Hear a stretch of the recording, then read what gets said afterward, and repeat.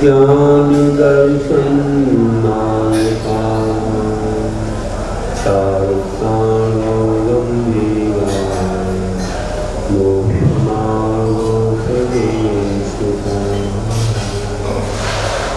बोलिए दिवाग्यो प्रकृति की आज्ञा भगवान की वर्तमान शासनाय श्री महावीर भगवान की अहिंसा परमो धर्म की आचार्य गुरुवर श्री विद्यासागर जी महाराज की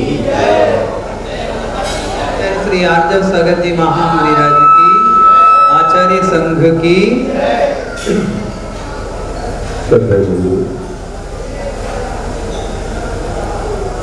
हम लोग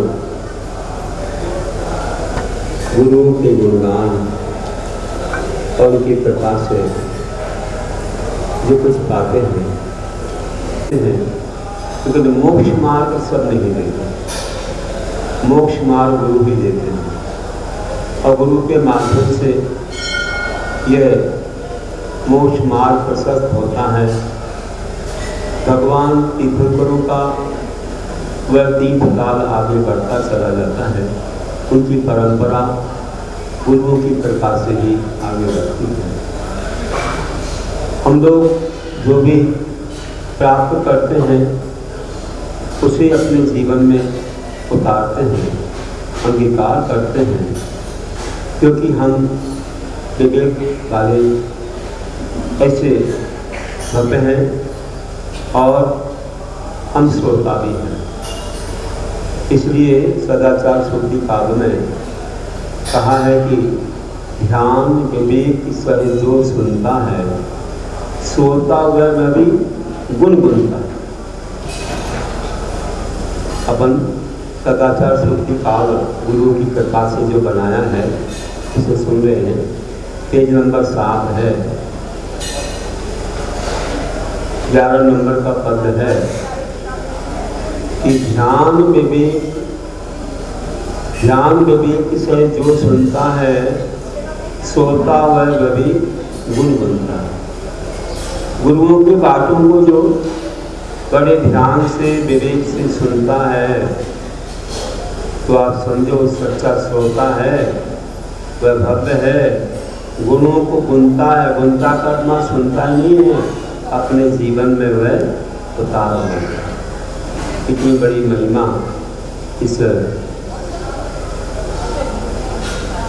भगवान के मार्ग से चलने वाले गुरुओं के वचनों की है कि हम विवेक के साथ उसे सुन करके मोक्ष मार्ग को पा लेंगे। तो जब भी कोई वाणी गुरुओं की मिलती है तो ध्यान रखना चाहिए, ध्यान से सुनना चाहिए, मन को एकाग्र करना चाहिए।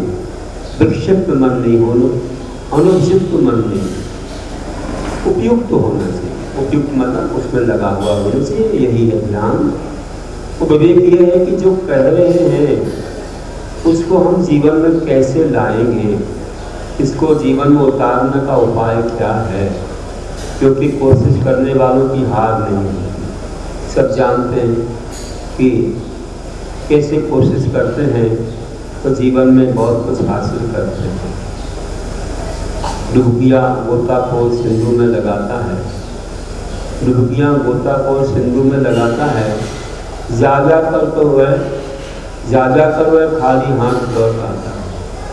मिलते ना मोटी सहली गहरे पानी में, मिलते ना मोटी सहली गहरे पानी में, बढ़ता उत्साह इसी हैरानी में, आकर उसकी मुट्ठी हारी हर बार नहीं होती और कोशिश करने वालों की हार नहीं होती।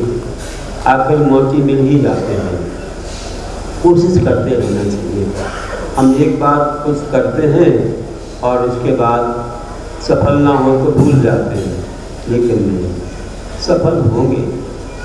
हम पुरुषार्थ करते रहें तो हमारी विजय होगी।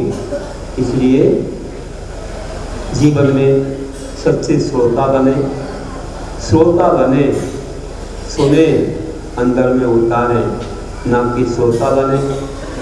सोना भी नहीं है, ना श्रोता बनना है, किसी की बात को काटना भी नहीं, हमें तो श्रोता बनना है।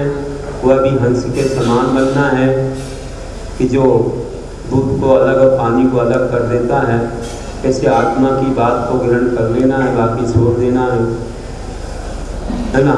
गाय के समान तो कि गाय को दूध पानी दोनों रखो, दोनों पी जाती है, लेकिन गंदा नहीं करती है। और भैंस को क्या करती है?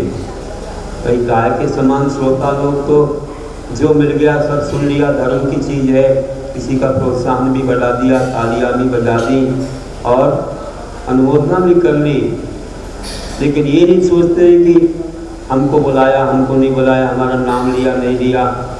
ऐसे रागद्वेष नहीं करते हैं, उनको क्यों, ऐसा नहीं तो फिर कैसे हो जाते हैं कि भैंस जब जाती है जलाशय में तो आगे पीछे होके पानी को मचा देती है, पीती है, तो क्या मिलता है उसको? कुछ कीचड़।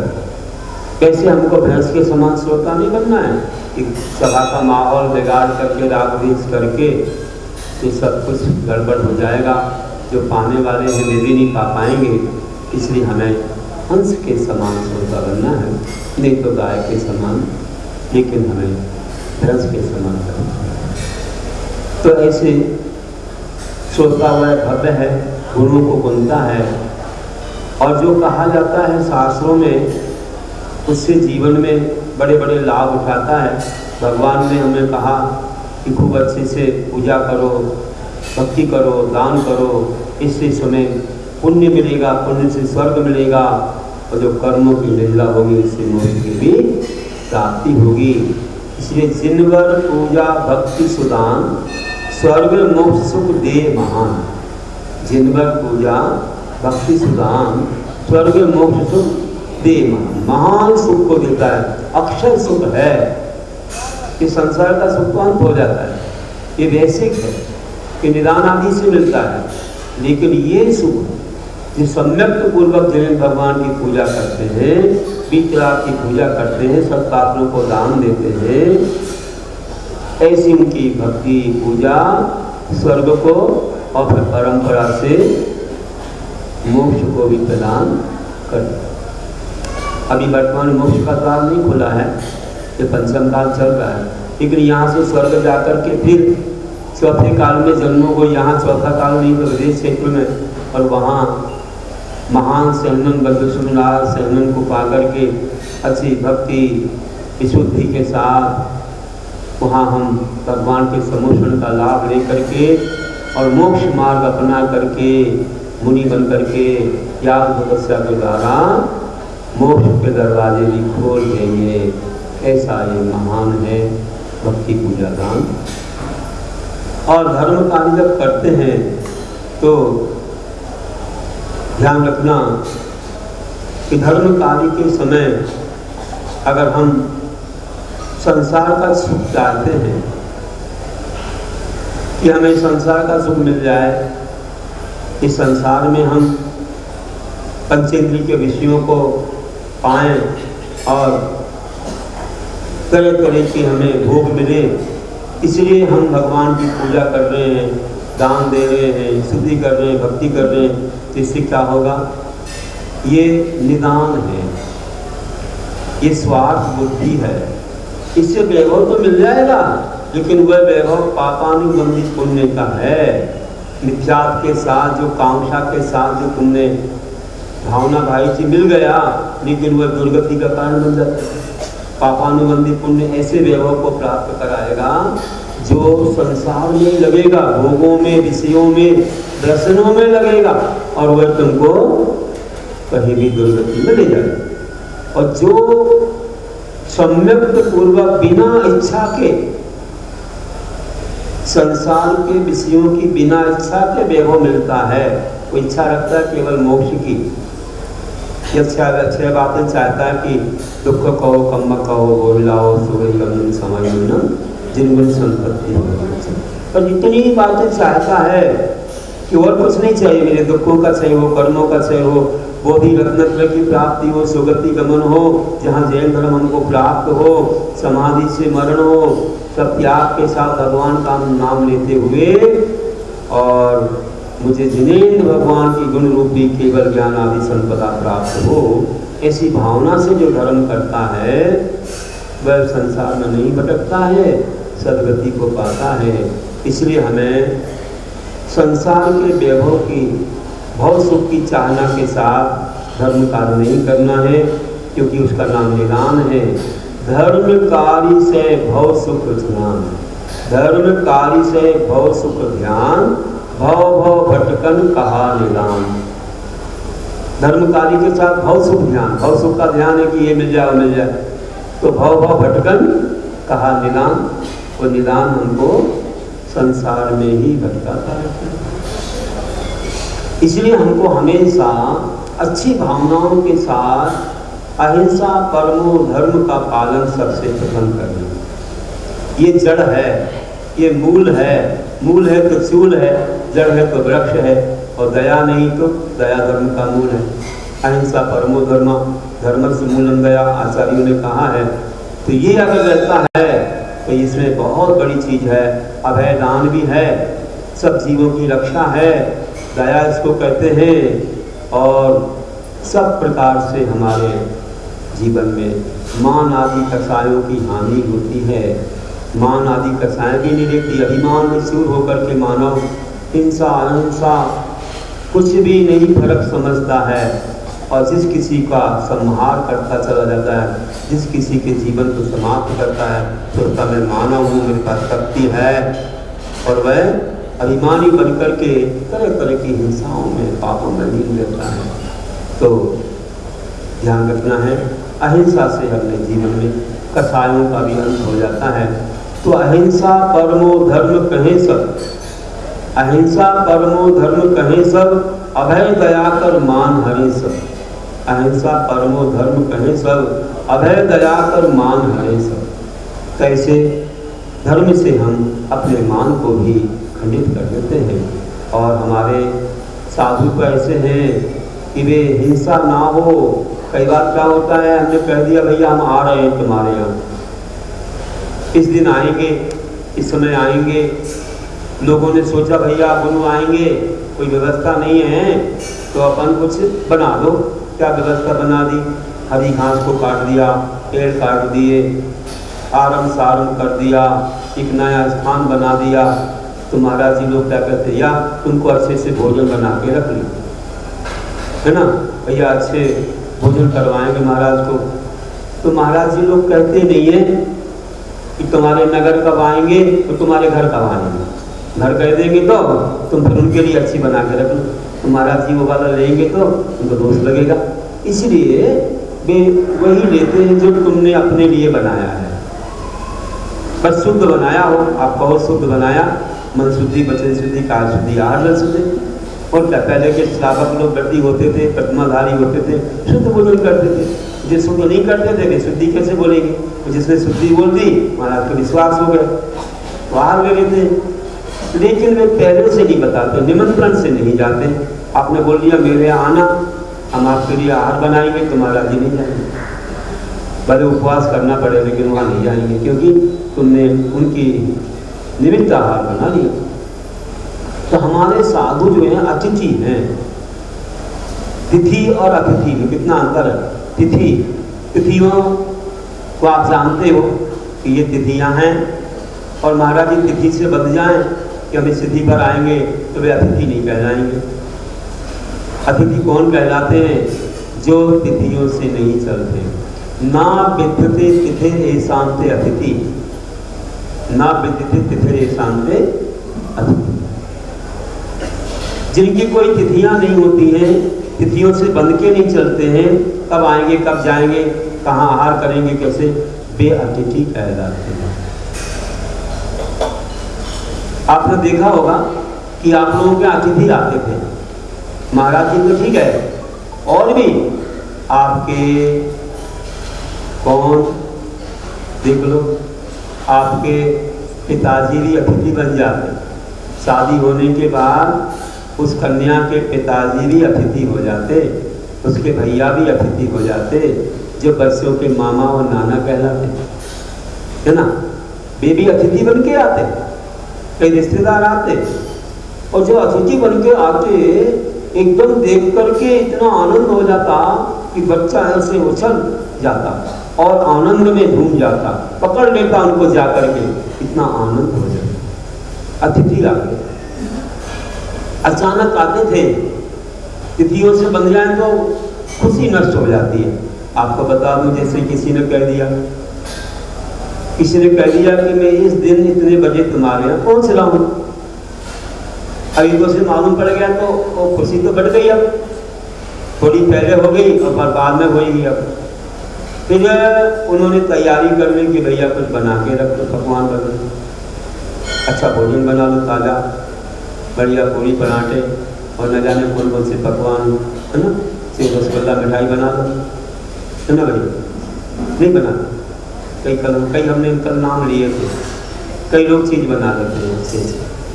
एक दिन हमने नाम लिया बच्चों को, और त्याग देता हूँ, हमने कहा कूल और कसार का त्याग।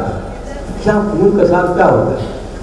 कूल जानते हैं, चने की दाल से बनता है, उसमें मीठा मिला के, और कसार तो जानते हैं, गोठे के अंदर बेसन वगैरह, हाँ, शक्कर से बनता है।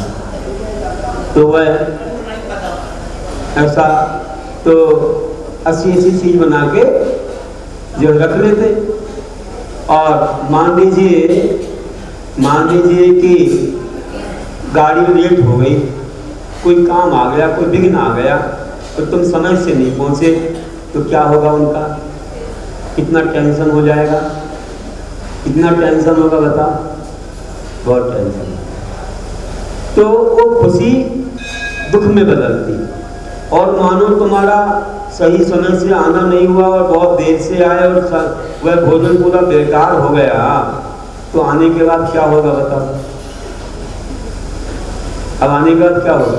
वह खुशी नहीं रहेगी, और बल्कि सुनने को मिल जाएगा, अरे आप इतनी देर से आ रहे हो, हमारा भोजन खराब हो गया, सब देखते देखते हम लोगों का समय भी चला गया, प्रतीक्षा करते रहे, अभी आप आ रहे हो। अब क्या हुआ बताओ? अतिथि में कितना फायदा है, और तिथि निश्चित करने में, समय निश्चित करने वाले कितना घाटा है, दुख है, आप समझ लो। इसलिए पहले के अतिथि बन के आते थे, कुछ नहीं कहना, अचानक पहुंच जाओ, खुशी मिलेगी सब तक। लेकिन बस आज एक लोभ है लोग कि मैं कह दूंगा तो अच्छा मालटाल मिल जाएगा। पहले के लोग मालटाल की इच्छा नहीं रखते थे, पहले क्या करते थे आपको मालूम है? मालटाल तो बाद में मिलेगा, जब जाएंगे तो फिर बनेगा ताजा। लेकिन पहले अपनी तैयारी से जाते थे कि अपना डब्बा, अपना नाश्ता बना के ले जाएं, कुछ पकवान उनको भी खिलाएंगे, अपन ले जाएंगे रास्ते के लिए, कुछ बचे रहेंगे उनको भी खिलाएंगे। बड़े मालूम है कि हम पहुंच जाएंगे वहां, फिर भी ले जाते थे कि अचानक पहुंचेंगे, वहां व्यवस्था हम रहेगी, यही चीज काम आ जाएगी, उनको भी खिलाएंगे, हम भी खाएंगे, क्योंकि रूखा सूखा खिलाना उनको अच्छा नहीं लगेगा, तो हमारे पास रहेगी ना, तो फिर हमारे लिए परोस देंगे, हमारी चीज हमको परोसेंगे, और फिर बाद में बनाएंगे तो हम खाएंगे। आज के लोग फ्री हैंड होके जाना चाहते हैं, ना कोई थैला, ना कोई बैग, और हाथ में है मोबाइल का क्या हो गया होता बैग, तो बस यही है, कुछ भी नहीं, मोबाइल में सब है, पूरी दुनिया समाई है। जब चाहो फोन कर लो, जहाँ चाहो भोजन मंगा लो, ऑनलाइन मंगा लो, ये कर लो, वो कर लो, और कुछ नहीं। इसलिए ध्यान रखना कि ऐसा नहीं होना चाहिए, हमें पर के भरोसे नहीं रहना। मोबाइल बिगड़ जाए तो बताओ, नेटवर्क ना मिले तो, चार्ज खत्म हो जाए तो बताओ, डिस्चार्ज हो गया दो प्रकार के चार्ज होते हैं, है ना। एक है पावर वाला चार्ज अलग है और दूसरा वो अंदर वाला चार्ज अलग, वो पैसे वाला चार्ज अलग है। कोई भरोसा रिचार्ज वाला वो अलग। तो कोई भरोसा नहीं है कब क्या हो जाए, इसलिए फिर भटकना पड़ जाए। तो आप लेकर ही जाओ और पहले मत बताओ कि हम आ रहे हैं। अब आज वो फॉरेन जैसा जमाना हो गया कि सब सर्विस में जाते हैं, फिर बताना पड़ेगा भैया घर में कौन है। और पहले ज़माने में सब घर में रहते थे, कृषक थे, व्यापारी थे, कहाँ घर छोड़ के जाते थे, अचानक पहुँच जाते थे, आनंद होता था।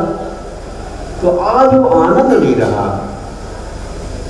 इसलिए ध्यान रखना है। रोबोट के समान जीवन हो गया है ना। तो रोबोट है ना, तो रोबोट दरवाज़ा खोलता है। विदेश में वो चले गए कहीं सर्विस में पति पत्नी, और रोबोट खोलेगा दरवाज़ा। तो रोबोट को नहीं जानता कि तुम रिश्तेदार हो, कि कौन हो, कि क्या हो। उसके अंदर कोई दया नहीं, करना नहीं, कोई आदर नहीं है। अब क्या होता कि रोबोट का ऐसा रहता है, मालूम है आपको, उसके अंदर कोई संवेदना नहीं होती है, कोई ज्ञान दर्शन नहीं रहता है। हाँ वही ना, क्योंकि वो अजीब है। अरे वो तो कंप्यूटर है। तो एक बार प्रोग्राम डाल दिया उसने कि मैं 5 बजे आऊँगा, 5 बजे आते ही थे। किसी व्यक्ति ने, इतना कठोर हृदय वाले ने, दूसरे का हेल्प करने के लिए कि ऐसा ना हो कि मेरे पहले कोई आ जाए और चोरी कर ले, तो उसने प्रोग्राम डाल दिया कि मैं इतने बजे जाऊंगा, इतने बजे आऊंगा, इसके पहले कोई आ जाए तो शूट कर देना। पिस्तौल थी उसके पास, रोबोट के पास। और ये हुआ कि जितने बजे आना था ठीक है, लेकिन रोज प्रोग्राम डाल रहा था, एक दिन भूल गया। प्रोग्राम तो डाल दिया, लेकिन ये भूल गया कि मुझे आज समय से पहले आना पड़ेगा कि कोई रिश्तेदार आने वाले हैं। प्रोग्राम तो वही चल रहा था, और ये भूल गया कि आज थोड़ा चेंज करना है, और पहुंच गया 4 बजे, 5 की जगह 4 बजे पहुंच गया और उसने शूट कर दिया। उसने ये नहीं जाना, उसको कोई संवेदना नहीं कि ये मालिक है, उसे क्या मालिक है, वो तो कुछ नहीं, ऐसी काम तमाम हो गया। तो ऐसी भूलें हो जाती हैं। तो भैया आज जमाना ऐसा हो गया है, तो ध्यान रखना कि हम लोग आज सब बाहर जा कर के और कमाई में लगे हुए हैं। तो आज फिर अतिथि का जमाना बदल रहा है। अतिथि निश्चित करना पड़ेगी, प्रोग्राम डालना पड़ेगा, नहीं तो रोबोट के समान गड़बड़ हो जाएगा। लेकिन आज जो लोग अपने घरों में रहते हैं, जो लोग व्यापारी हैं, आदि घरों में रहते हैं, आजकल तो थोड़ा बहुत मालूम इनडायरेक्टली किया जा सकता है कि भैया आप घर में हो, कहीं जा तो नहीं रहे हो, बताओ मत कि हम आने वाले हैं, मत बताओ। आप इतना पूछो कहीं जा तो नहीं रहे हो, अचानक पहुँच जाओ, आनंद होगा। बता दोगे फिर नहीं मिलेंगे समय से तो दुख। और अपना डब्बा बना के जरूर ले जाओ। क्या बोल रहा हूँ, नहीं सुन नहीं रहे आप लोग? डब्बा जरूर ले जाओ, आनंद होगा। अपनी खिलाओगे पर दूसरी की खाओगे, है ना, बहुत अच्छा होगा। चलिए आदान प्रदान होना चाहिए। और तुम ले जाओगे ना तो आते समय तुमको भी रख करके देंगे, ध्यान रखना। तो नहीं ले जाओगे तो नहीं देंगे, वहीं खिला देंगे, छुट्टी खा देना कहीं होटल में जाओ। आप लेके जाओ तो कुछ मिलेगा, डब्बा खाली थोड़ी आएगा, डब्बा फिर भर के भी आएगा। चलिए तो आप लोगों को ये बात में ध्यान रखना है, इसलिए कह रहा था कि अतिथि बनना है, ना कि तिथियां निश्चित करना है। तो इससे आनंद होता है। हमारे साधु कभी तिथियों से बनते नहीं हैं। गुरु महाराज को बोला कि महाराज जी अतिथि का तो क्या होता है? तो ऐसे समय पूछा जब महाराज जी का एक समय आ गया है। बताऊंगा, फिरोजाबाद की बात है।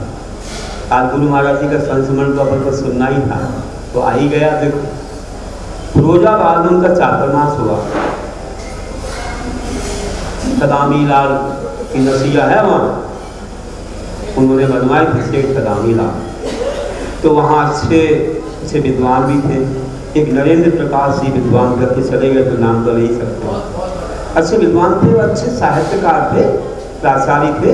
मेरे पास भी काफ़ी बैठे और हमारी कविता भी उन्होंने अपने जो उनका एक पेपर निकलता था उसमें डाली, और अच्छे भाव एक तो उन्होंने हमारी पुस्तकों पर अपना मनोभाव भी लिखा। 2 शब्द बोलते हैं ना ऐसे, धर्म भावना सदा गाली में लिखा है हमने, काफ़ी अच्छा भाव था। इससे बड़े बड़े गुलाबी मिलते थे और भी जगह। तो अच्छे साहित्यकार, अच्छी वाणी थी उनकी, मधुर वाणी, और बहुत अच्छे कविताएं वगैरह लिखते थे। तो उन्होंने जो है आचार्य श्री पर भी कविता लिखी थी, मतलब अच्छी कविता, अकेला पर कुछ कविता बनाई थी, अकेला। तो अब वो तो कभी मैंने पढ़ी है, और कहीं एक बार भाव विज्ञान पत्रिका में भी कहा था इसको निकालो, सबने पढ़ी होगी। बाकी वहाँ पर जब पूछा, बहुत अच्छे प्रवचन हुए, आचार्य जी के विद्वान रहे तो अच्छे प्रवचन होते ही हैं, उनकी खुराक फिर दी जाती है। तो फिरोजाबाद में 16 गावना आदि का प्रवचन आचार्य जी के हुए हैं, सुनते हैं। और जब पूछा कि अतिथि कौन होता है महाराज जी बताइए, तो महाराज जी ने कहा कल बताऊंगा। क्या बोला? कल बताऊंगा। बस हो गया, कल बताऊंगा। सब लोग आ गए प्रवचन सुनने, सब लोग बैठे थे और सुना कि महाराज जी का तो बिहार हो गया। महाराज जी का तो बिहार हो गया। भागे भागे भागे भागे पहुंचे, महाराज जी कितने किलोमीटर पहुंच गए, कहीं जाके रास्ते में रुके। तो सब बोले महाराज जी आपने तो अपना क्या संकल्प तोड़ दिया, आपने तो जो वादा किया था वो नहीं निभाया। क्या बोले? आपने कहा था अतिथि का अर्थ कल बताऊंगा, हम सब लोग प्रतीक्षा कर रहे थे और आपने तो अतिथि का अर्थ हमें बताया नहीं। बोले महाराज जी, महाराज क्या बोले? अरे बताया नहीं, करके दिखा दिया। बताया नहीं, बोला नहीं, करके दिखा दिया कि बिना तिथि के बताए गमन कर देना ही अतिथि है। अगर हमने निश्चित किया होता तो अतिथि ना कहलाते, कब आए और कब चले जाएं। तो आज अच्छा उदाहरण आ गया, ये पहली बार सुनाया मैंने, ध्यान रखना, अशोकनगर में किया सुना है कि अतिथि किसे बोलते हैं। तो वहां पर इतना आनंद हुआ सबको, वाह महाराज जी ने इसलिए कहा था कल बताऊंगा, आज बता दिया, बिना बताए चले गए, तिथि निश्चित नहीं की जाने की। हम लोग रह गए पीछे। उन्हें क्या मतलब, एक व्यक्ति आए कि 4 आए कि कितने आ जाए, अपने आप भागते आ जाते में तो अपना कमेंट कर लिए और चले। कई बार तो महाराज जी ऐसा करते थे, पहले जब महाराज जी जब कम एज में थे ना, तो समाज को ऐसे चौंका देते थे। कई बार चौंका देते थे कि समाज के लोग अगर बाजे लेके खड़े ना तो पीछे के दरवाजे से निकल जाते। जब 1-2 किलोमीटर पहुंच जाए ना तो मालूम पड़ता था कि आचार्य श्री का गमन। ऐसे साधक दुर्लभ है। पंचम काल में बहुत हम लोगों को बहुत साधना सिखाई महाराज जी ने, बहुत सिखाई। बहुत वर्ष मौन रखना, 3-3 घंटे खड़े होकर सामायिक करना, और एक आसन में करीब 26 घंटे बैठना। ऐसे बहुत महाराज जी ने हम लोगों को ऐसे बहुत सारे, क्या कहना, हम सुनाए थे 4 महीने भी कम पड़ेंगे। बस उन्हीं की कृपा है आज की हम लोग कुछ अपने संग को दे पा रहे हैं। तो गुरुओं का है, सब किताब है। तो हमने आज थोड़ा सा उनको याद किया। तो अतिथि के ऊपर आज हमने समझा है कि ना निश्चित तिथि, ना निश्चित अतिथि है, अतिथि पूजते शुभ तिथि। पढ़ रहे हो आप? तिथि ना निश्चित अतिथि है, अतिथि पूजते शुभ तिथि है। क्या अर्थ है? देखो, ये सूक्तियां हैं, सूक्तियों में अर्थ भरा रहता है कि जिनकी तिथि कोई निश्चित नहीं होती वे अतिथि कहलाते हैं।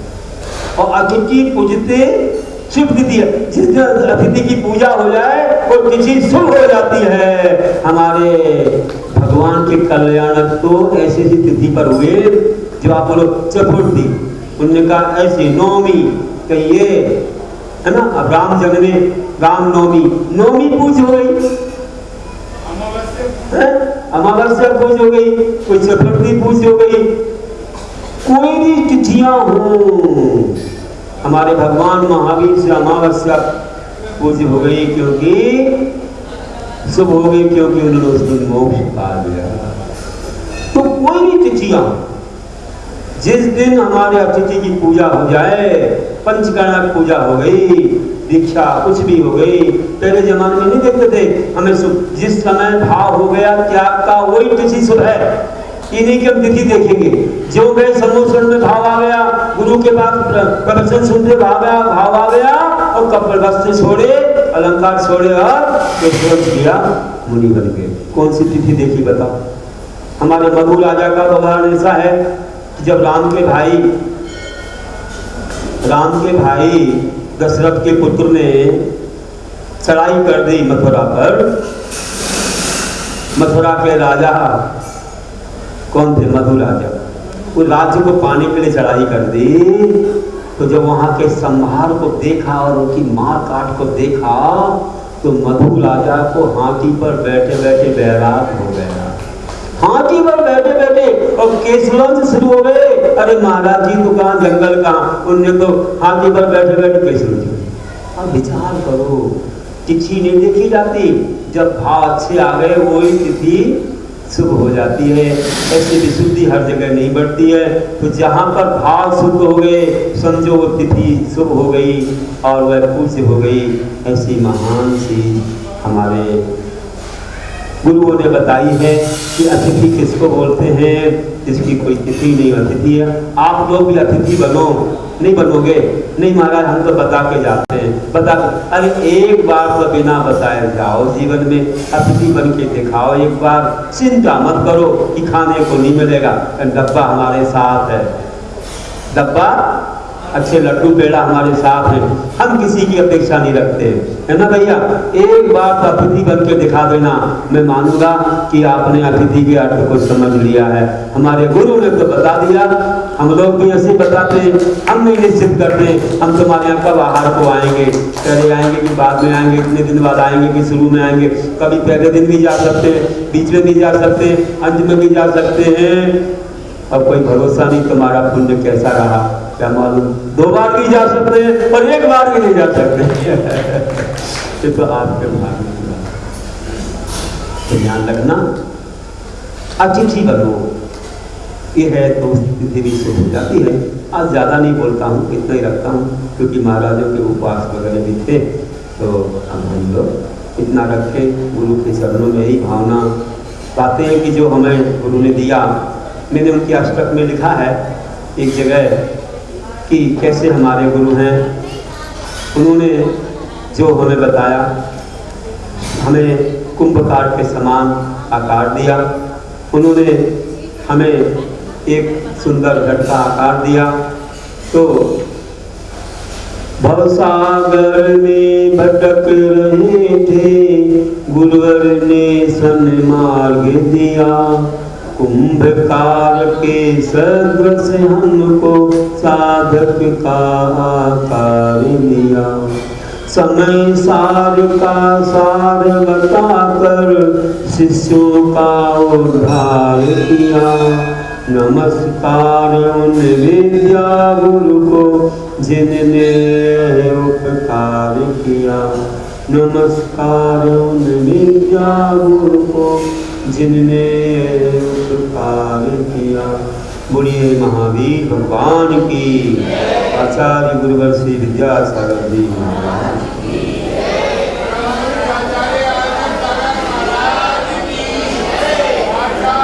और हम अपनी समाज नहीं बल्कि समग्र समाजों के मध्य खीर वितरण जैन मिलन परिवार के नेतृत्व में करेंगे। हमारे समाज की समस्त पदाधिकारीगण और प्रमुख जन भी वहाँ उपस्थित रहेंगे। सायंकाल गांव मंदिर में आज आचार्य भगवान के प्रकट उत्सव पर विशेष कार्यक्रम रखा गया है। आप सभी से अनुरोध, गांव मंदिर में श्री विद्यासागर सर्वोदय पाठशाला द्वारा आयोजित इस समारोह में भी आप सब पहुंचकर धर्म लाभ लेंगे। आइए हम सब जिनवाणी स्तुति करें।